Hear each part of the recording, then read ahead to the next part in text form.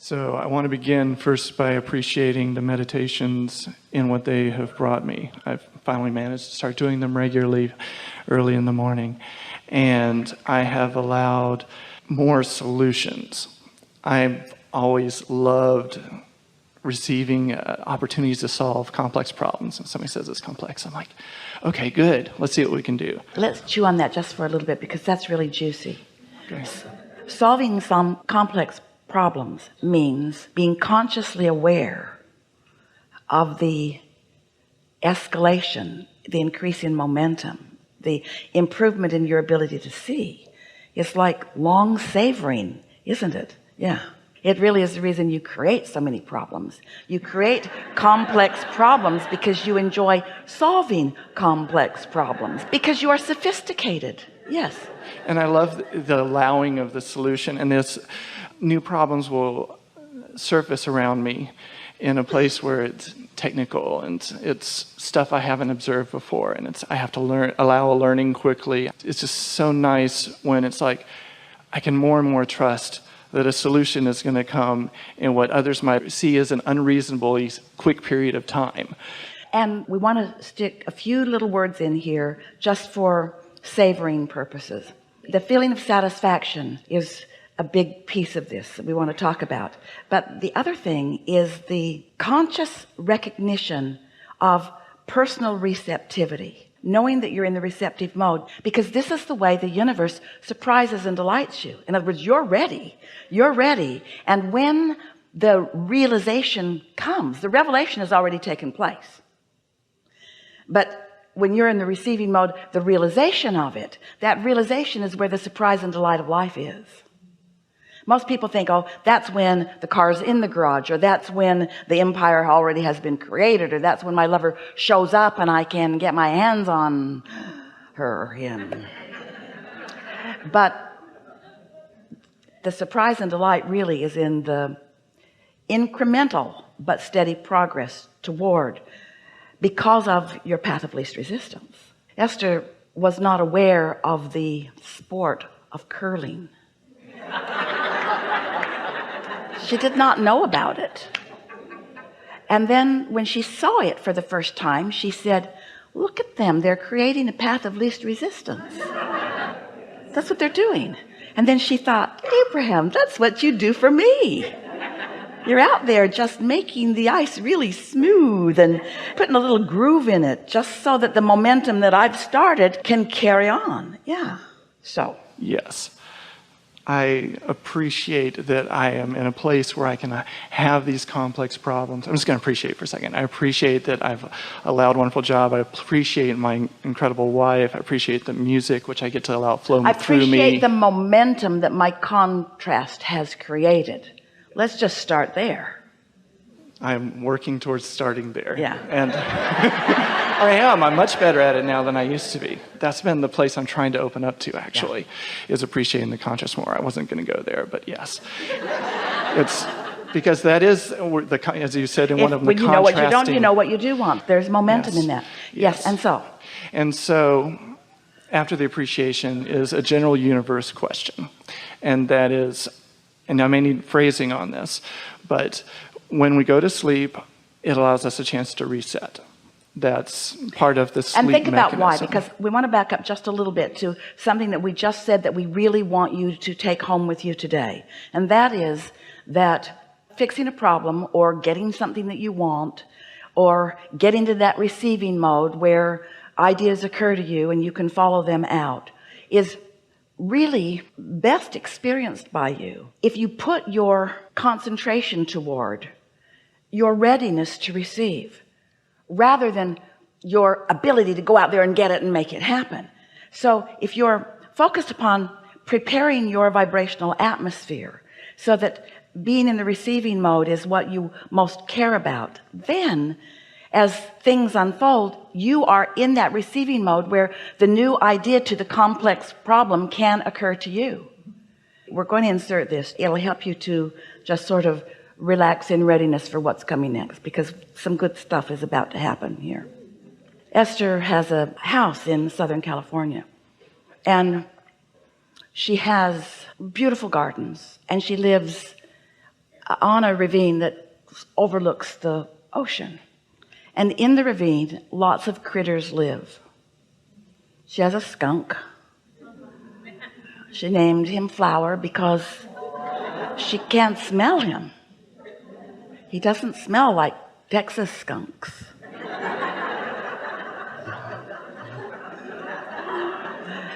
And there are other critters. There's a family of raccoons, and there are lots of rats. And she doesn't see the rats, she just knows they're there. So the other day, the nice man came to change the filters in her air conditioner. He had to climb under the house to do it, a place where no one should ever have to go. But he happily goes and he changes the filters, and then he leaves. And the next time Esther goes to adjust the temperature, she realizes that there's an error message on her thermostat, an alarm that she had not noticed before. Whether it was there or not, she's not sure. But since he's just been there, she's more alert. So there it is. So she calls him back and says, since you were here, there's a little alarm on my thermostat.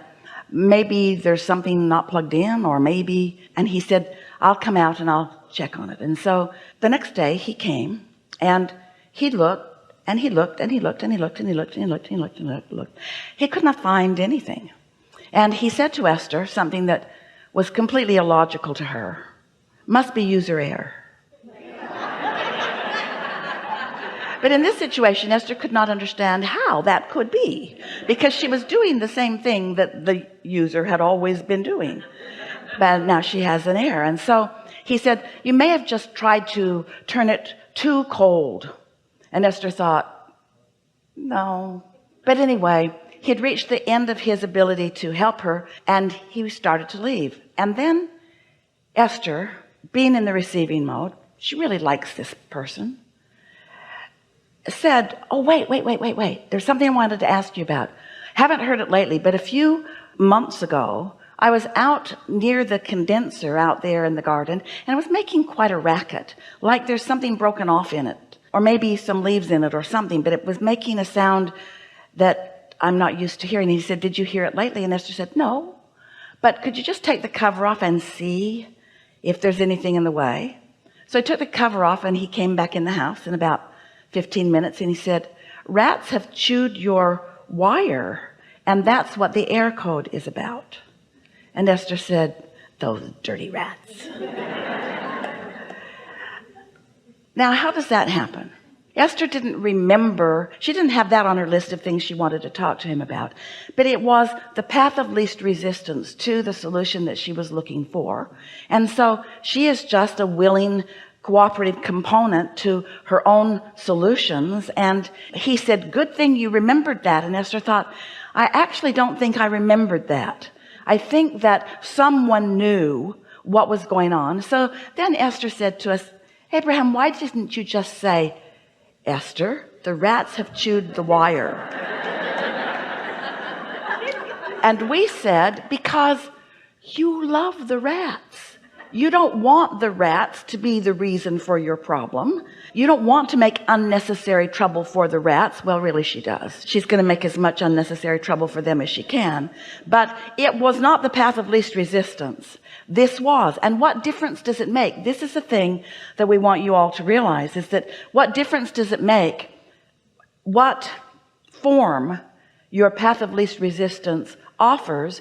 Isn't it all fun? That was really fun for Esther. That was a surprise and delight. She had moved on. She didn't expect him to continue to solve the problem of the air. She had accepted that that error code was on there. She wasn't trying to solve that problem. She just thought of something she thought she'd ask him about. And so things that seem so simple, this is not that complicated, sophisticated thought that you're talking about. But the majority of the solutions come to you in ways just like that. And so the allowing of the solution. I really love the terminology, allowing the solution. let's say it even better. The preparing of myself for the allowing of the solution. The preparing of my happy frame of mind, which means take care of me, take my walk, drink my water, get my rest, play with people that are fun to play with, do the things that make me feel best, meditate, quiet my mind, become as resistance free as I can, because in a resistance free zone, you get all the clues, not because you need the clues, but because the clues are fun, because that's the hands in the clay, and that's what true creating is. Yes? And the fun is sometimes the path that you didn't get there directly by being told that, hey, the rats are the problem, but because you had something go this way and you're like, wait a second, that was an interesting path. How? Wow. Because you are interested in the creating, not the creation.